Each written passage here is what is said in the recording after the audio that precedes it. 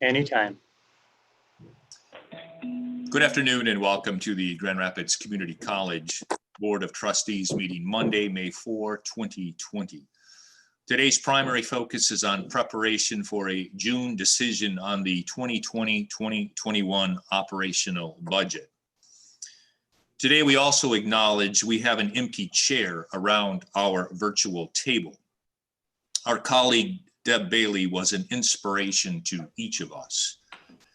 We will always remember her thoughtfulness, her passion for the college, and her ability to give leadership when our conversations got complicated. She never allowed her fight with cancer to define who she was. As fellow trustees, we will cherish the privilege to work alongside of her. Our deepest sympathy is extended to her family. We now open our meeting with an opportunity for public comment. You can address the board by using the chat function that's available on your screen. Please include your name along with your question or comment. And please limit your questions or comments to today's topic, that is the 2020-2021 operational budget. Because of the uniqueness of virtual meetings and open comment chats, we will give you 5 minutes or so to submit your questions or your thoughts. The board will read those comments, but not necessarily respond immediately to those comments at this time. So now I turn the meeting over to Lisa Freiberger and Dr. Pink to guide our work on the 2020-2021 proposed budget. Just a reminder to trustees that this is the first of our steps towards a June budget approval. And also, please remember the potential sensitivity of discussing what at times seems like an unlimited number of what-if scenarios that are generated when we face the times where it's difficult to predict state funding and enrollment realities.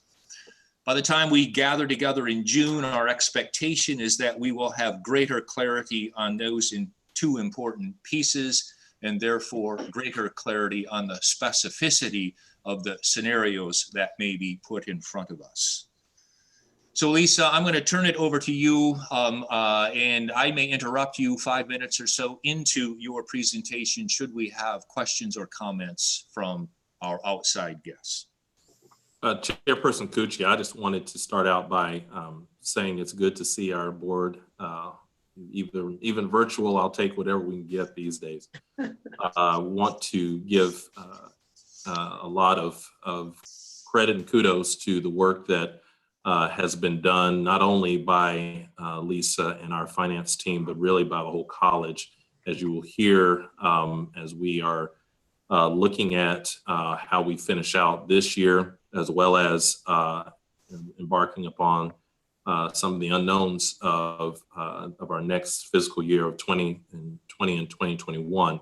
Hope that all of you will see and grow to, and as you always have, appreciate the hard work done by Lisa and her team, but also just hard work by this college. So I'm thrilled at what we can share with you today. A bit of mystery in some of it, but we anxiously get forward and look forward to getting this addressed. So with that, I'll ask Lisa to go ahead and share with you.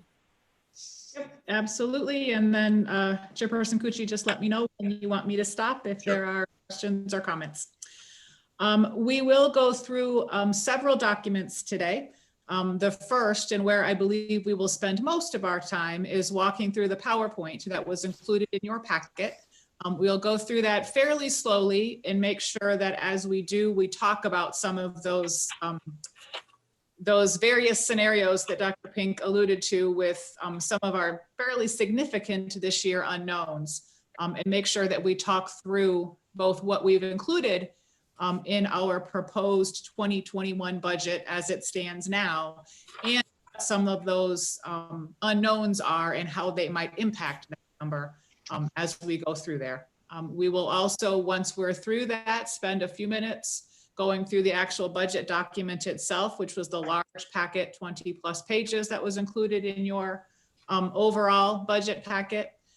Also included were both a narrative that goes through the general fund proposed changes in a more narrative form, as well as a separate transfer sheet. Sometimes the board likes to look at the transfers between our funds separately. Would be happy, of course, to answer any questions on either of those documents, but we'll probably not go through them in great detail, again, unless you have questions. So with that, class, if you could pull up the PowerPoint, we will start there. And again, go through this fairly slowly. If you've got questions, please interrupt me, and would be happy to try to answer anything as it comes up. Class, if you want to go to the first slide. Before we can look at 2021, I think it's very important to start with the year we're sitting in today, or 1920. I believe it's even more important now because of the significant unknowns that we're facing both in this year and next. I'd like to spend just a few minutes talking with you about how we are closing the 1920 year, and thus the base or fund balance that we'll be starting with going into 2021. When you look at the revenue side of the 1920 year, we actually have several fairly significant unknowns, more so than we do in a typical year. Enrollment is the first one. We've talked a couple of times about our summer enrollment. First summer session starts next week. Our enrollment has actually picked up a bit from the last time we talked at the last regularly scheduled board meeting, so we are very pleased with that. That said, we are still about 9% down from our budgeted number. If you'll remember, summer session crosses 2 fiscal years. So not only are we looking at a potential change from our budget, that change will be spread based on actual sessions between 1920 and 2021. Lisa, can I interrupt just for a second and ask a question about enrollment projections? Yep. We certainly have developed confidence in our ability to predict enrollment under normal situations. We know that this is incredibly abnormal. Do you have any sense at all as to how we're going to go about what indicators are we going to use that we didn't use before to predict enrollment in the fall? We are working very closely, and IRP and our academic team are certainly watching that closely and planning for a wide number of scenarios based on whether we'll be face-to-face, whether we'll be online, or perhaps more likely some sort of hybrid option. They are looking at that very closely, monitoring fall probably more closely and earlier than we typically do. That said, for fall right now, the data we have on enrollment isn't close enough that we would start to put too much confidence behind what we're looking at this early in the process. I think this, to your point, this early, more than any other year, students are also waiting to see what fall is going to look like. I would also say, in typical years, our student body, typically we will see them on a regular year enrollment happening very close into late summer, and sometimes right up until the week before the fall semester starts, before they say, "Uh-oh, you know what? I need to get enrolled." So we know that there's a typical lag in that enrollment. At this point, with all that is happening, it makes it even a harder one to get to, as many of my colleagues across the country are also experiencing in that same thing as well. We also try to figure in the fact that this will be in the fall will be the first year that we have our Promise Zone scholarship or our grant recipients coming into the college. And so we already see that at this point, from an enrollment perspective, there's about a little over 1,000 that are eligible for that Promise Zone scholarship. We have around 500, a little bit over 500 already that we are seeing in terms of application and expressing desire to matriculate to GRCC. So all those type factors, and then if you throw in, and we're waiting to see this more information, what the governor talked about last week with this frontline free college initiative that she mentioned. We're also, again, that's a mystery to it as well, Chairperson Cucci, as to how we, how this, the prediction of fall is, to say it's a bit of a mystery and a moving target would probably be an understatement at this point. So it's probable. Dr. Pink, Go ahead, Bill. I was reading an article that indicated that that some students and parents as well may be sending their children to colleges closer to home, and particular community college, just because of a fear of a second wave of the coronavirus, and people who are at school this semester or last semester were sent home. Is there any evidence of that whatsoever, or is this anecdotal at this point in time? It's anecdotal at this point, because I will tell you that, Trustee Brame, I have seen those reports, and just as recent as this weekend read one of those.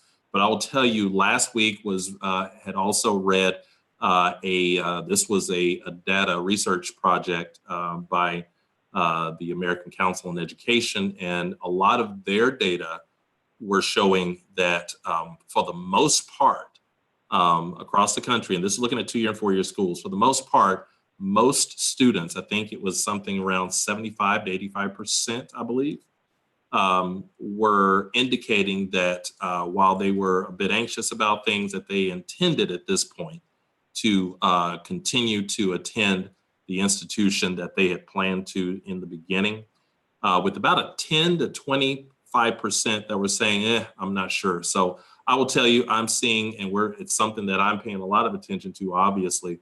One is, again, as recent as this weekend, we're paying attention to those, but we're kind of getting also conflicting data in terms of what that picture will be. Anecdotal is about as much as we can account for right now. Thank you, sir. Yes. Dr. Pink, I have a question about the proposal for frontline workers that the governor made last week. What are we watching? Are we watching executive orders, legislation, the legislature? Which one? All the above. Okay. Because part of this has to do also with the fact that with what she talked about, there are no guidelines yet. There's no guidance on any of that as far as, what's the, how does that look in terms of who those people are? Is it just 2-year? Is it 4-year schools also? What is it is it a credential or is it a degree? There are some of those details that we're looking for, Trustee Brunsma. I will also say details from her, and then looking for whether that executive order, i.e. also a bill that may get passed down and funded. A word has it, we think that she's going to get that done through stimulus dollars, which would make sense in terms of the fact that some of those stimulus dollars, several $1 million in the stimulus and the CARES Act, actually went directly to states and to governors for their dispersion. So we think that that's probably where it's going to come from, but thereby having a funding source. And so if that's what she uses, that kind of makes that a little bit easier to get to. So we're in a holding pattern to see what other information comes out from that. Anxious to see that, because we're in May right now. And if there's some things we need to be doing to start standing up all of those, what that's going to look like, we obviously would like to get to that as soon as possible. Thank you. Lisa, you had referenced potential state funding reductions on that slide. My question is the timing of all of the above. Is it your, in Dr. Pink's sense, that we won't know anything more in June as what we know today as it relates to the specificity around state funding, as well as where we'll be at enrollment time? So certainly, and I'm going to take that in two pieces. Okay. Related to state funding, we are anticipating that we will see some sort of executive order reduction in our state funding for this year, 1920. You have an idea when that's going to come? The next data point for the state will be their May Revenue Consensus Conference, which I believe is scheduled for May 15. So we will not hear anything from them until after that Revenue Consensus Conference. That is when all three branches will develop their own projections based on the data that's produced, determine how far more specifically they believe they are behind this year. We've heard $1 to $3.5 billion over the state general and school aid funds. Based on that, and I'm sure that that projection, although very wide, is certainly to that magnitude. My point is, it is probable that we'll have greater clarity on that before we gather together again in June to look at budget. It is potential that we'll have clarity on this year. Okay. Do not believe that by that time we're going to know much about 2020. Yeah, okay. That would be my guess. Thank you. So with that, to get back to this slide and all of those, we've talked about a lot of it already. In 1920, where we're watching for this year as we close, our summer enrollment is down below what we had projected. That said, we have another week before summer classes start. We will get additional enrollment this week. We always do. And we have closed that gap. In the last 2 weeks, our enrollment has increased fairly significantly. We are watching that. We have quantified that as we're looking to try to figure out where we're going to close. There is a potential for a state aid cut, as we just mentioned. To put that in perspective, a 5% executive order cut for us for this year would be a loss of about $950,000. So we know there's a potential. I do not know what percentage that might be. 5% is certainly something that's been tossed out there, but very without any specificity behind it. But that 5%, that 950 puts that in perspective a little bit. If it's 10%, we can double that. So we are watching both of those things very closely. Separate from the general fund, in the last bullet on this slide, we also know that based on what we're going through now, our parking revenue in our parking auxiliary fund, not in general fund, but often our auxiliary fund is down. That's down about $100,000 this year. Our service is down because clearly we're not operating anything.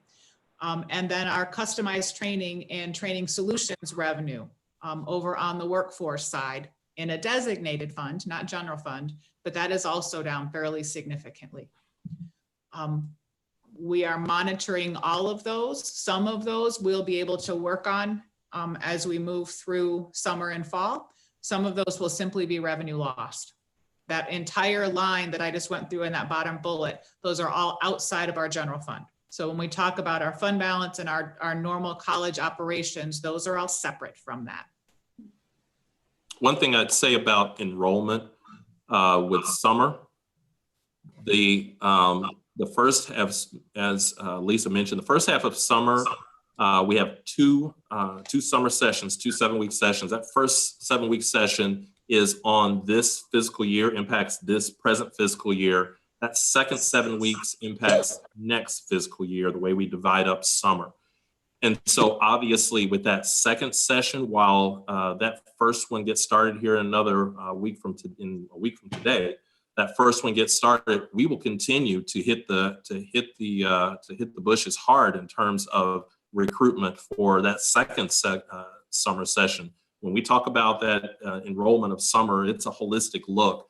And so we still have some weeks to work at that second 7 weeks, and we'll continue to dig at that. It's been nice these last couple of weeks that we have been able to close the gap a bit in terms of some students saying, yeah, I need to get enrolled. So that's been refreshing. Still have a gap there, but it's been refreshing to close that gap. So then, class, if you want to flip to the slide that is entitled 1920 expense, perfect. The other half of what we're clearly watching, if we look at where we're going to close 1920, is the expense side of that equation in general fund. We are anticipating more underspending, if you will, than we typically see. We have been through enough of our many year ends that it is very typical for us as an institution to have our expenses come below budget, both on the salary side and on the non-salary side. It happens because we have a number of budget control officers across the institution who are very conservative and help our financial position by not spending when they don't have to. On the salary side, it's made up of the number of vacant positions we have at any point in time where we budget clearly for everything to be filled. We have a number of vacancies throughout the year, typically leading us towards some underspending in budget. I would anticipate on both of those fronts, salary and non-salary, that those underspending amounts, if you will, are going to be higher this year. Our hiring is deliberately slowed. And it's actually, we're looking now at every position and seeing if we can put them on hold as we try to figure out where we're going to land financially this year and next. So in addition to our traditional vacancies, we have some positions that will sit on hold, deliberately unfilled, which will add to that budget positive variance, if you will. And then on the non-salary side, we have very different spending patterns when we are not here on campus. So in addition to some of the traditional supplies and materials perhaps being spent differently, we also have planned travel that wasn't done, and a number of other things that just aren't happening because we're not here. So Lisa, just my curiosity, how was the police force deployed in the current state? Our campus police force are on campus when we have things going on campus. So we've had our student life team has done a phenomenal job in securing grants and other resources to help supply food to students that need it. So when that distribution process is going on campus, our campus police team is here to support that. When other needs for students to access campus, they are here. When we have security issues, doors are tripping alarms, or there are notices of something going on, they are here.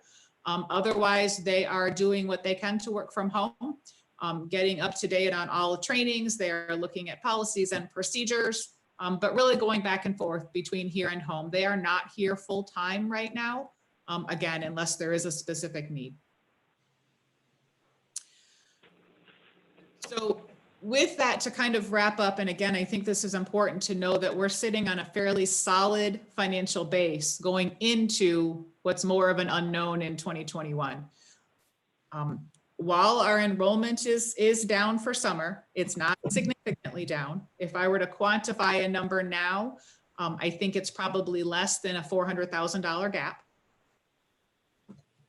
State aid and executive order cut could be. But when you look at the other side of that equation, we will underspend in both salary and non-salary significantly. We are typically underspent by about $2 million. I would anticipate that to be more.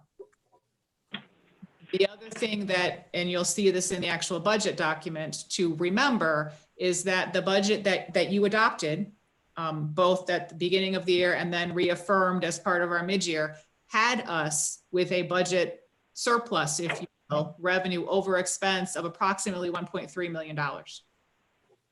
So when we're starting with a base of 1.3, we have a couple of revenue concerns to watch, but we are also expecting significant underspending in both salary and non-salary.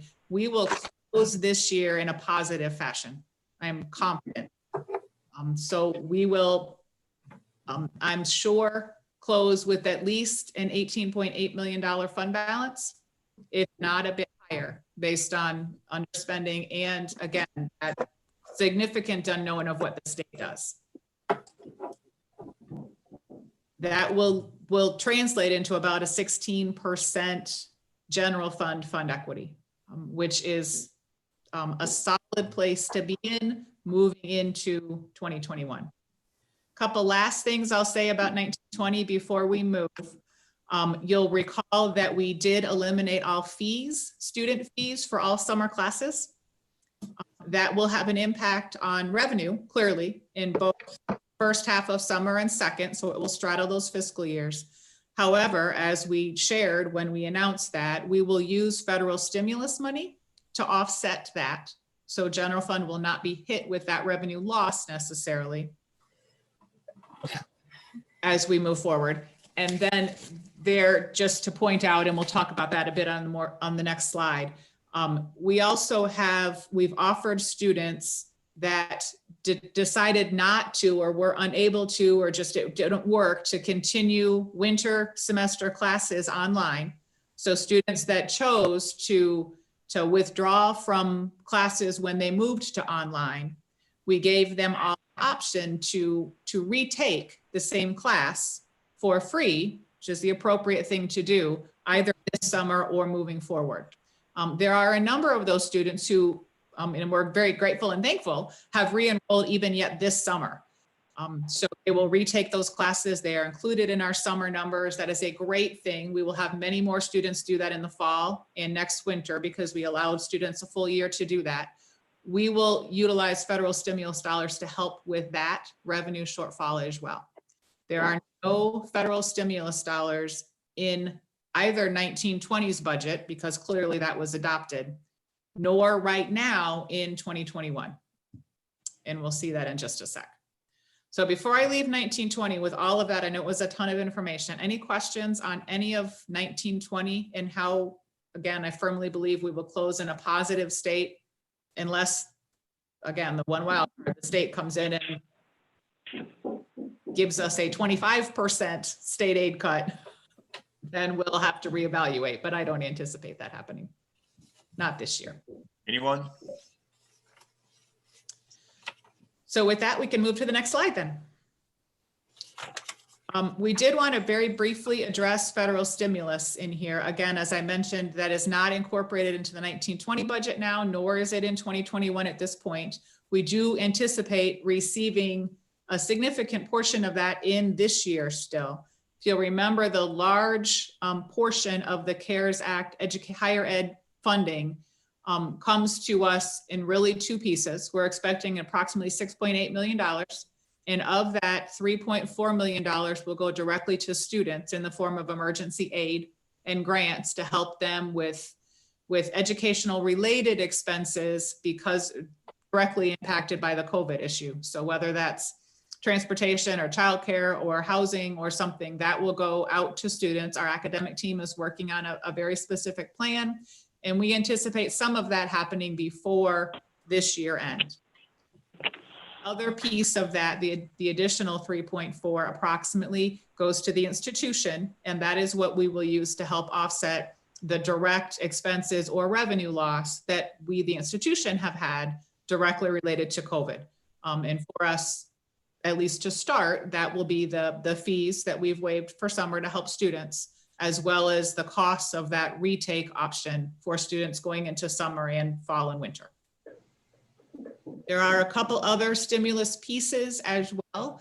There are some additional funds provided to the state for K-12 and higher ed. You'll see the bullet here with no details on allocation methodology. To Dr. Pink's point, I do believe that this is at least partially what the governor might be thinking about using for her free college plan, although we don't have any details yet.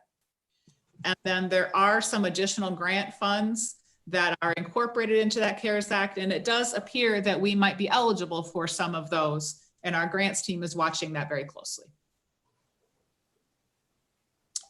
No question, we can move on. So that takes us to what we're really here to talk through in the 2021 budget highlights. When you look at the detail for 2021, we are virtually presenting you with a balanced budget. So revenue and expense are within $1,000. And again, you'll see that detail in the large packet. There are no federal stimulus dollars built in here at this point in time. Until we get a better handle on what we will receive and spend pre and post June 30. It doesn't make sense to try to estimate what will go into next year right now. What I can tell you is with those federal stimulus dollars, they will be recognized as we use them. So we'll have, just like a grant, the revenue and expense will equal as we move into both this year and next year. Have incorporated some assumptions around enrollment in state aid. And as Dr. Pink mentioned, those are our two largest variables right now. Enrollment, we have projected a 3% decline in enrollment. And you'll see that in the next couple of slides. It is possible that our enrollment could go up. We are certainly seeing some very promising numbers with the Promise Zone data that Dr. Pink shared earlier. And students choose to stay more local versus just, we don't know. We'll know in a couple months as we watch that fall enrollment, but we don't know now. We have projected a 3% decline, and that's probably fairly conservative. And we have built in a 5% state aid drop as well. Again, an additional $950,000. Want to be clear as we move into, because those are still both fairly significant estimates, we are also looking at what if state aid is 15 or 20% of a drop?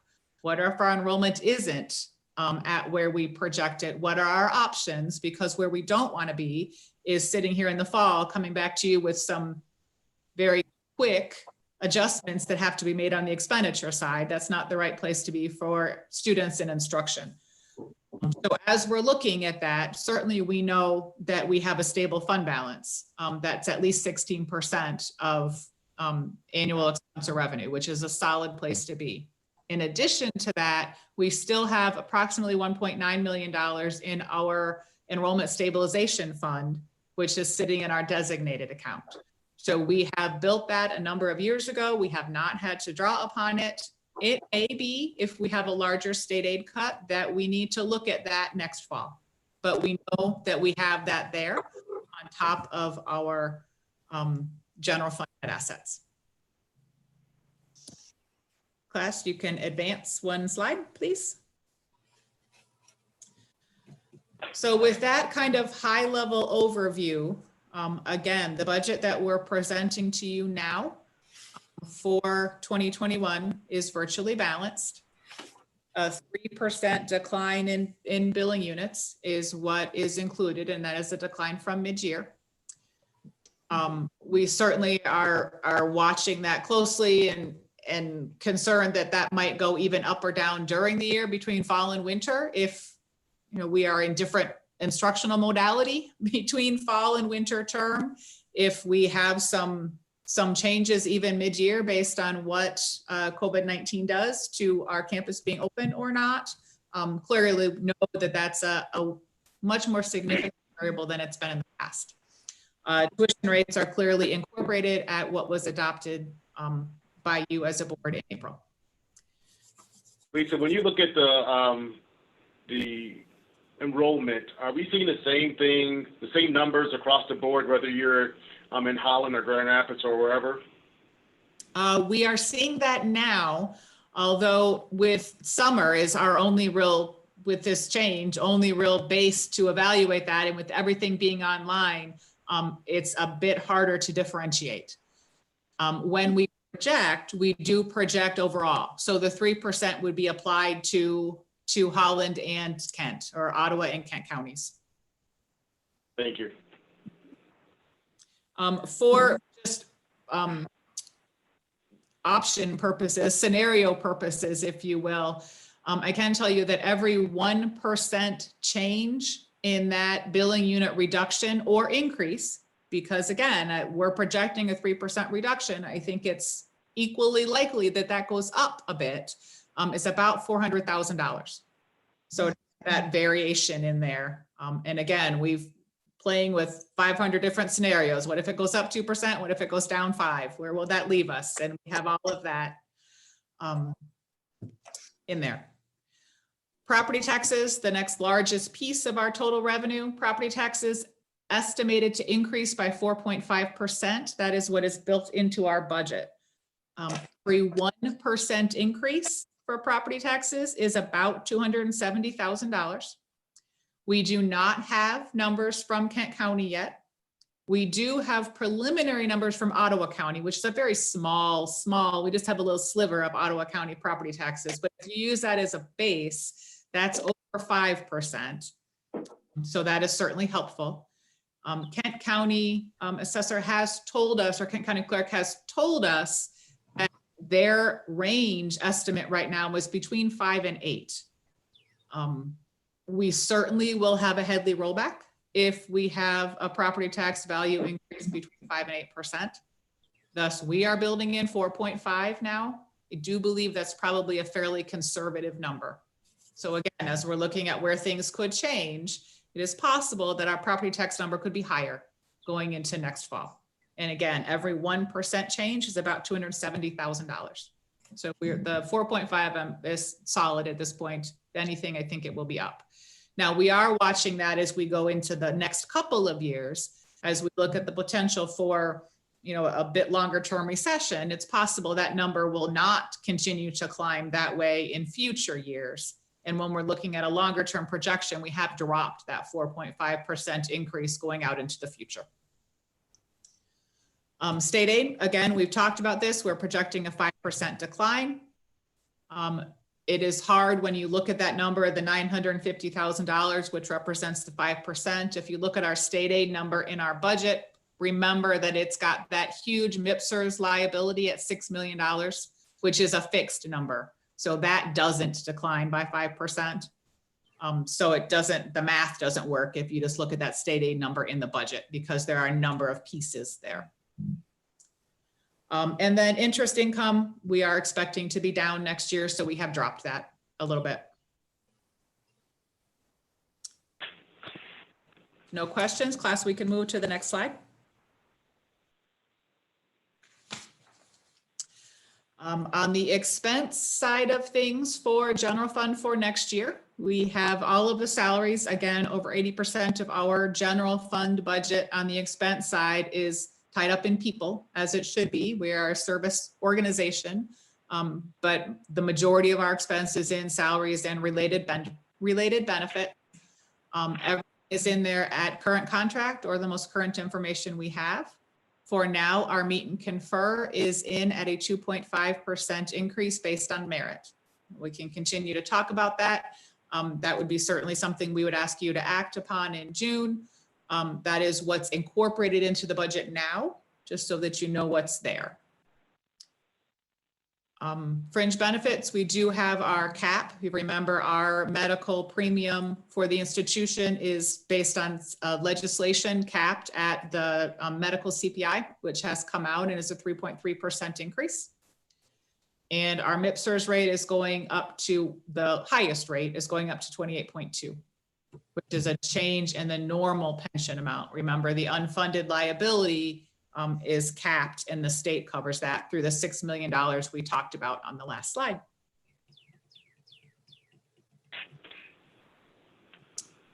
Okay, next slide. On the non-salary and benefit expense side of general fund, there were a number of uses of our contingency and some contractual items that have been backed out, as they should be. They were one-time items.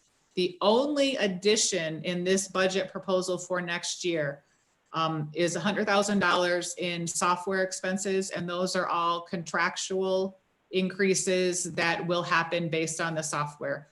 One of the largest ones in there is an increase to our Oracle, the PeopleSoft system that we use both for human resources, financial, and student services. So there are no other expense increases or change new positions or anything else built into the budget for next year. We do have a number of budget requests or needs that have come in, and we have put all of those on hold at this point in time until we get a better sense of where both state aid is coming and our enrollment.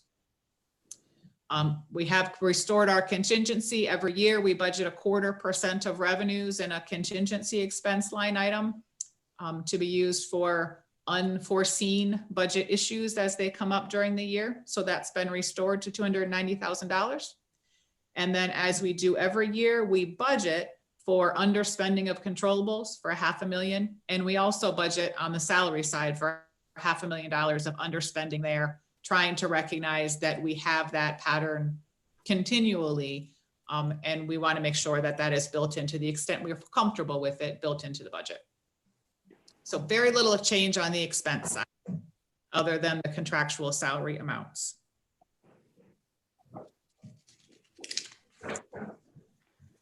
That again brings us to a very balanced budget. No significant change in either direction.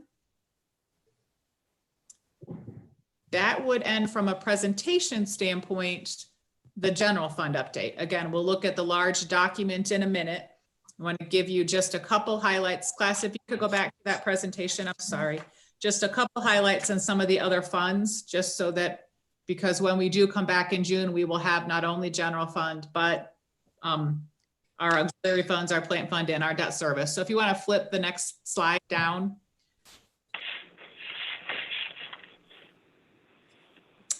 Gives you just a couple pieces about our plant fund. That's where our major projects, there's quite a bit of activity budgeted for next year in plant fund. Much of it is donor funded. So there's a large donation coming in the budget line, as well as some major projects. The ATC renovation is moving forward. We actually hope to be actively in construction, back in construction mode on May 7th, as the governor has released that. All of our projects have been on hold for some time, but that project will move towards completion next year. So you will see that expense, as well as when you look at the actual budget, the state's share of approximately $6.3 million is budgeted as revenue in our plant fund, because the state will provide that funding to cover their half of that state capital outlay project. Finkelstein Hall will move forward. Total renovation of 14 million, or a total renovation of 15 million, 14 of that budgeted in this next year. It probably will not all be spent, but we wanted to at least make sure we recognized that. Much of that renovation will start this summer and into fall and winter terms. We will have a large portion of that continues through summer of 21. Lakeshore project is ongoing. We are very excited. We have some very, very preliminary design work that's been done. So we actually can see some renderings. We've got a strong GRCC team working around that, getting very excited. Because that project was in the design phase, we are not behind and still anticipate construction starting for the Lakeshore project in August and completed in August or September of 21. So we are still on schedule for that. You will see that budgeted in plant fund. And then finally, the ATC Piazza, which was included in the purchasing agenda last month. That is budgeted both on a donations, $5 million donation, and expense in plant fund as well. Next slide. Just a couple other funds, debt service payments. Clearly they've been adjusted to actual payments, but very little change in our debt service fund. Is of note that in 2022, so not next year, but the next year out, we have two of our large debt service payments dropping, so we'll be fully paid off. So in 2 years out, we do have some decline in required payments that we are tracking, of course. And then in 23, we have another one drop. Bookstore revenues are continuing to decline a bit. We are expecting that not only the decline in enrollment, but the great use of electronic and what we would call OER or free online service textbooks for students does have an impact on our bookstore revenue. That being said, it's hugely helpful for students. So we have budgeted and planned on that. And parking, we do have some capital outlay projects planned for parking next year, primarily the bridges that connect our parking ramps to other buildings. That work will start yet this summer. And then again, I mentioned our parking revenue this year is significantly down, and we will have to watch where we are in the fall and may need to adjust some of the capital projects in our parking fund moving forward if that revenue continues to be significantly lower than budgeted. And with that, the final slide, as Chairperson Cucci started us off with, we are not looking for any action at this time. This was just and is just for your information and a chance to ask questions. There is a board meeting June 10, where we'll look at the actual tax levy. You'll have to approve that truth and taxation hearing that we do annually. We will have the official hearing notice posted, and then we would look for your consideration additional questions as needed, and then adoption of the 2021 budget so that we have that in place prior to July 1st, which is a state requirement.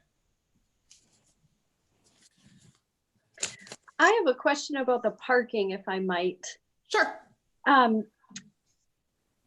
Are we, since our students are not coming to campus for class at this time, we're letting Spectrum Health employees park? And is that free of charge? Are they paying? We are in partnership with them, letting them use our ramps free of charge through the May. Yes. That's great. Ask them to pay. Yep. That's great. Thank you. Mm-hmm. Great question. There are cars in the ramps. Rates are up. When we start to have employees phase slowly back into campus, we will put the gates down on the employee side so employees are able to card in.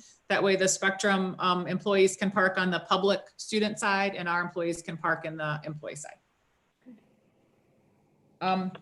So with that, I would like to at least bring up the big budget packet so we can walk through some of the high level pages so that you can get a sense for what's in there. That does provide you with line item detail by object, if you will. Won't go through it all because it's a lot, but am happy to answer any questions that you might have on that. Misty has just reminded me or corrected me. The board meeting is June 15, not June 10. Currently that slide has the wrong date. So we're not changing your board meeting date. All right. I didn't even notice you made a mistake. There you go. It was on the board meeting date. Sorry. So class, if you want to flip one more page in, this starts with a summary of total general fund and really shows you numerically what we just talked through in the PowerPoint. It provides the most recently completed year end, so the fiscal year 18-19, which are final numbers. The budget that is most current, which would be the mid-year budget you adopted or you approved in February, and then our proposal. Total revenue and expense there, and you'll see that comes down to the $1,474 that we talked about as part of the presentation. If you flip one more page in, class, as always, the backup behind that will provide you with more detail on, in this case, tuition and fees, but we'll go through all of our revenue and expense items. Example with the tuition here, it breaks out for you the resident non out of state tuition so that you can see the magnitude of each of those categories and how they've been tracking for a couple of years. Likewise, the fees, you can see there a little more detail about what fees are made up or what the total is comprised of by a little more detail around the different types of fees. Lisa, what's an example of a tuition waiver? Native American tuition waivers that are federal waivers. I see. Okay. Okay. And that is actually what that is in its entirety at this point. Got it. Thanks. If you flip one more page in, class, again, more detail about our property tax revenue, some of the tax abatement payments, as well as penalty and interest expenses there, state appropriation. Again, the projection is lower. Would note at the bottom of this document, the ad valorem property tax rate at the 1.7606 mils. That will almost certainly change. That number is the current number and is not what, again, I would anticipate to be a Headley rollback for this year. We won't have that data until later in May. So I would anticipate that number typed there changing once we get that. Lisa, what's an example of a penalty? The penalties and interest up under property taxes, that would be if a taxpayer pays late in the county charges or any taxing jurisdiction, Kent County or any of the townships or villages. We have a number of taxing authorities that collect our tax. Many of them charge some level of penalty or interest if you're paying late. And a small portion of that gets passed through to us.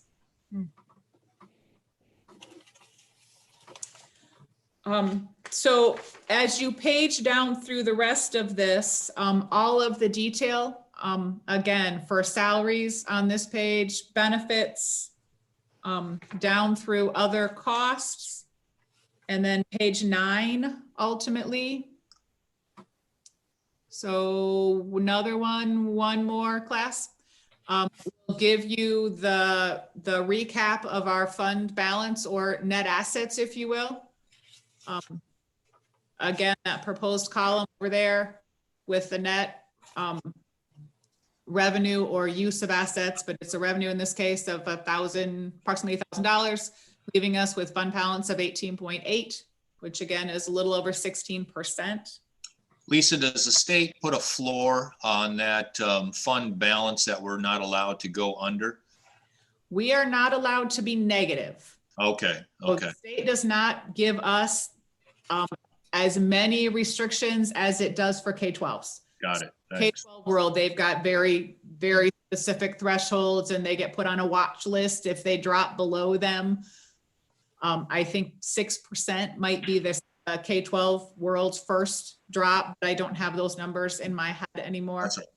But we cannot take, so we could propose to you, and we don't, but we could propose to you an operating budget where expenses 1 year, if you will, where expenses are higher than revenue, but we can't propose anything to you, or you can't legally adopt anything that would take that 18.8 below 0. Got it. As you flip to the next page, you would see detail on our expendable restricted fund. If you remember, those are all of our grants. So federal, local, and state grant dollars are recorded in this separate fund.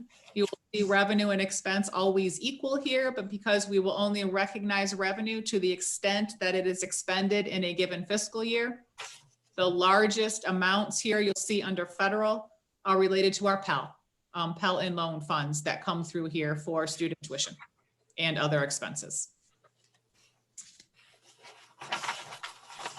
Then class, if you want to go through to page 15, keep going there. Nope, one back, I'm sorry.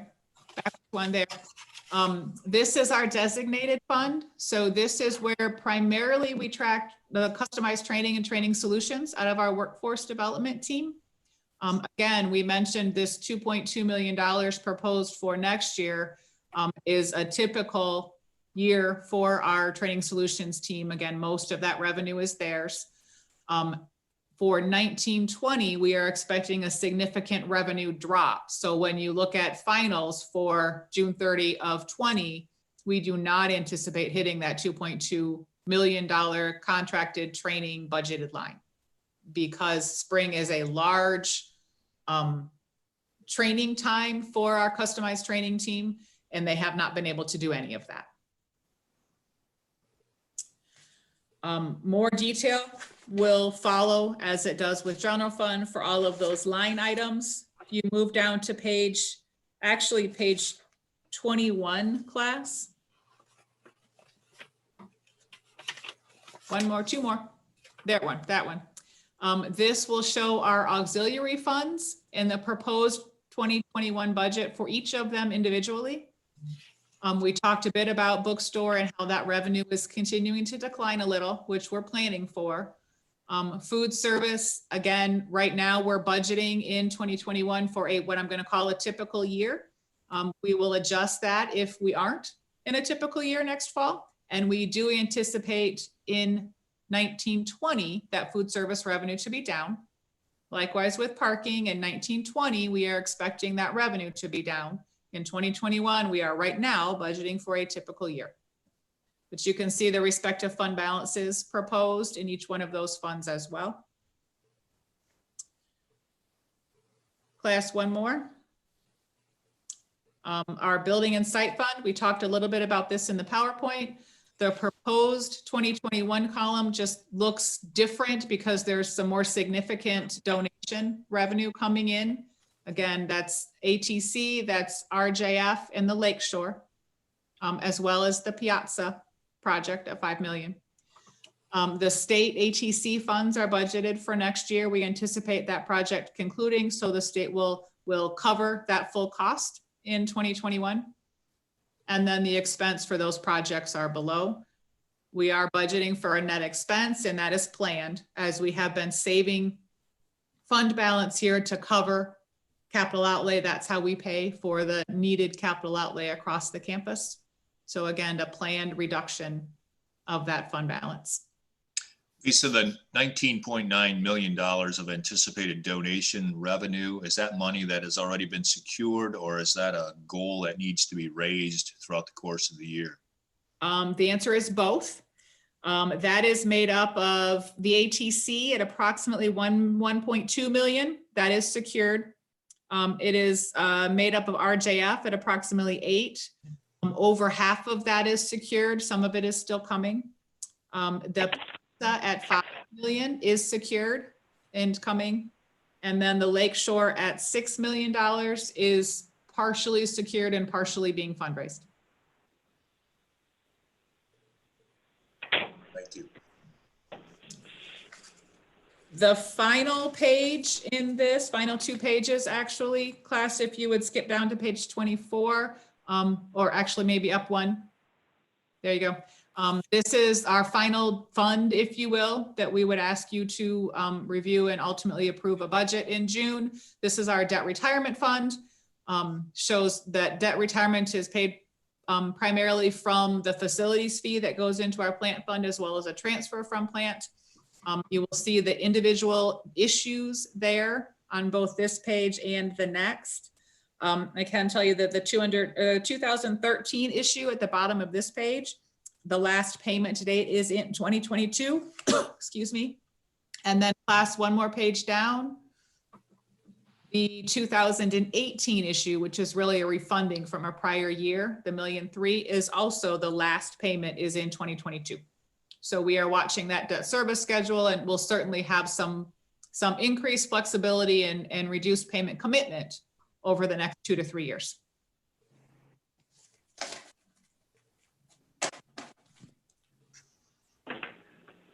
That is all, unless there are questions that you would like to go back to. All of the documents that I wanted to walk through at this time, would be happy to go through any of them in greater detail to answer any questions that you might have. Just have a philosophical question. This is a fairly balanced budget based on a number of assumptions. Suppose we learn over the next 2 or 3 weeks that as we clarify those assumptions that actual projected state revenue is lower than what we had assumed, or enrollment is lower than this particular assumption. Can we expect,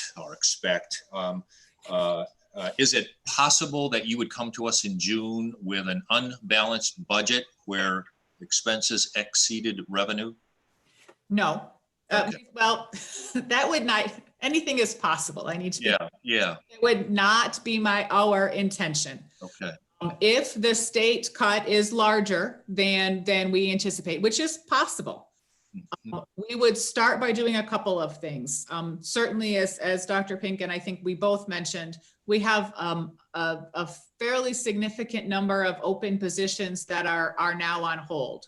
We would consider some of those and extending that hold. We wouldn't necessarily take them out of people's portfolios forever, but we would look very closely at extending the holds and adjusting the salary budget appropriately based on those. There are significant dollars there that would help us balance that. The second thing that I mentioned earlier, there is a $1.9 million fund balance sitting in our designated fund in that enrollment stabilization. Certainly look to salary reduction, salary position, open hold savings from salaries first. If it were more significant, then we could cover there. We might look at transferring some of that money from the designated fund into general fund to help us balance, recognizing that once we transfer and use it, it's a one-time, because it's a fund balance. It's a one-time transfer, but certainly that would, if it were a one-time significant state aid cut, help to offset that. So that would be the second thing we would look at. And then we would begin to look at transfers into plant fund. Certainly we have some room there if we need to, would start to look at that, as well as some of that interest allocation. And we've got some room there as well. So we have a number of scenarios mapped out. Sure. Hopefully cover that. So it's fair for us as a board to assume, you know, we look at budget, we're always looking at numbers, and it's easy to fall into the trap to just pay attention to numbers, as opposed to the flip side of that coin is program and services for students. I'm assuming that the budget we just looked at has another huge assumption in it, and that assumption is that program and services for students will be very similar next year as what they were this year. The delivery might be a little different, but the program and services are the same. That is a correct assumption, with the potential caveat is if that we have positions that we keep on hold. And Sure. we look at those, keep them as far away from the classroom and maybe fill some of them. But yes, what is not included, and I mentioned earlier, is there is a list of requests across the system, and we will revisit those potentially next year once we have some more information. Thank you. That concluded Lisa's formal presentation. We've had opportunity for question. Here's another opportunity for questions, recognizing that we're going to look at this again in June. Other questions for clarification of anyone?